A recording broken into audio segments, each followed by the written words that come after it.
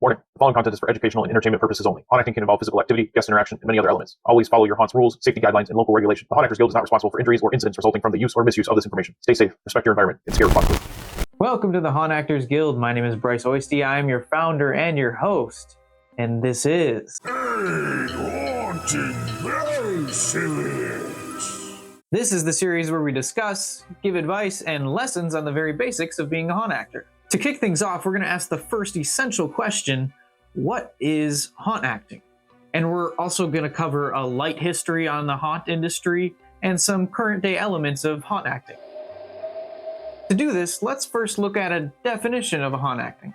Haunt acting, a type of performance art that is done within haunted attractions or horror entertainment with a focus on scaring, entertaining, or getting an emotional or physical reaction out of an audience. Haunt acting can be utilized in many different ways and roles depending on the needs, the performer, or just the director's request. Some quick examples of this would be things like icon actors, sliders, puppeteers, or scare actors. In this series, we'll go into more detail on these things later, but our Haunter Glossary, provided to our free access members on our website, gives definitions to these roles along with other words or slang that is used within the industry. Now that we have a little bit of a grasp on what a haunt actor is, let's look at the history of the haunt industry and how we got to where we are today. There is no true origin to when the haunt industry first started. However, we can see the very first formations of this entertainment found within things like classic folklore, Victorian ghost shows, paranormal demonstrations, and even dark carnival rides. These were some of the very first explorations into horror entertainment, along with a public interest in the macabre. In the 1930s to 50s, the first versions of haunted attractions were formed by groups like the JCs, Boy Scouts, or other non-profit and student groups. These haunted attractions were often put on as forms of fundraising, and in doing so, many of the staff members were volunteer along with the work put into these haunted attractions. So the costuming, the acting, and the scenic was very bare bones, but still effective. However, there is a lesser known reason why these groups started to put on haunted attractions like this. In the early 1930s and back, Halloween was known as an adult holiday. It often included things like adult activities, pranks, and of course, candy. However, That was until The Black Halloween of 1933.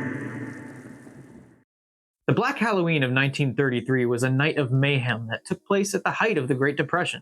Chaos ensued this Halloween through pranks like flipping cars, smashing windows, setting fires, and much more. Because of this, some cities were tempted to ban Halloween, but others found different measures. Some of these first haunted attractions were part of city-made initiatives to make Halloween safer by taking it off the streets and to controlled environments where vandalism and pranks could be avoided. In fact, some of these initiatives also included things like trick-or-treating and making Halloween decor a bit more childish to cater to a different audience. In the 1960s and 70s, theme parks started to get involved in this haunted attraction space. One of the most well-known and popular versions of this would be Disney's Haunted Mansion.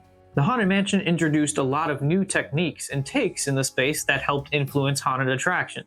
In fact, I bet you could spot haunted attractions that were inspired by things like this and still utilize similar techniques that was used during that time. We then had the 1980s and 90s. This is a time when commercial haunted attractions started to emerge, along with the surge of horror movie influences and horror culture.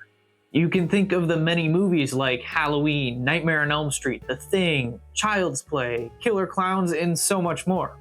This pop culture craze for horror movies and horror entertainment only bolstered the haunted attractions industry. Then, in the 2000s, technology and infrastructure only continued to grow. More haunted attractions were able to pop up, along with current haunted attractions improving and becoming more established. We then reached the 2010 to the present. Haunted attractions are deep within technological improvements, along with more resources being available. We also see the haunt industry being more focused on immersion and story-driven experiences. Now, with that light history out of the way, let's look at some of the elements that go into haunt acting. Haunt acting can sometimes be very complex and a lot goes into it. But let's look at a little list of elements that are in haunt acting today. To start us off, there's a somewhat common element in the industry in that previous experience is not often required to become a haunt actor. Most haunts in the industry are actually looking for more actors every year, especially as they grow. And there's a bit of an industry philosophy in that almost anyone can be trained to become a great haunt actor. However, that will require some qualities like passion, confidence, the willingness to experiment and learn. And due to that fact, a good portion of people within the haunted attractions or haunted industry often started off as haunt actors. Another element that should be known and emphasized is that haunt acting is very physically intensive. In a survey conducted by the Haunt Actors Guild on haunt actors last season, we found that about 47% of haunt actors that year gained some form of physical ailment from haunt acting. These ailments range from things like losing their voice to getting physically injured or accidentally getting injured by a customer. To then follow suit, another thing is that haunt acting is very mentally demanding at times as well. Heckling and harassment is a reality. As a haunt actor, you play a monster, and sometimes the people coming through can forget that there's a person behind this monster. Haunted attractions are also an environment that inflicts fear, which causes people to do very odd things, along with an environment that can be very thematically unconventional and can push boundaries, and sometimes those people want to push back. And so, based especially off those last two, self-care is a requirement to make it in this job. You're going to need to know how to take care of your body and your mind if you want to make it through a season. By using incorrect techniques and straining yourself or pushing yourself too hard, you could not make it through a night, along with illnesses or physical injuries and even mental burnout if you don't have the ways to recover or take care of yourself.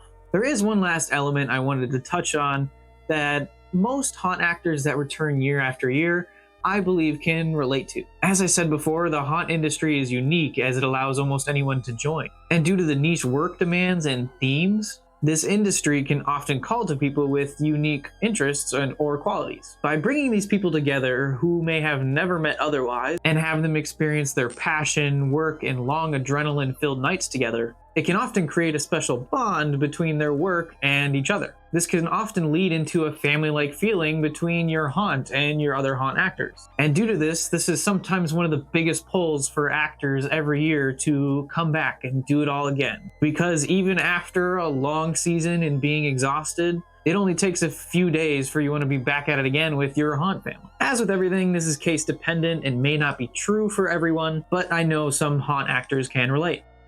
Beyond these few elements in history, there's so much more that goes into haunt acting, and we plan on and look forward to exploring those in future videos, and especially in this series. If you enjoyed and found this helpful or interesting, feel free to like, subscribe, comment, share, and even let us know in the comments if there's something we missed or if there's a topic you'd like us to cover. Also, keep in touch with us through our socials and our website. Sign up for free today to gain access to our ever-growing resources and community for haunt actors at www.haguild.org. As always, happy haunting.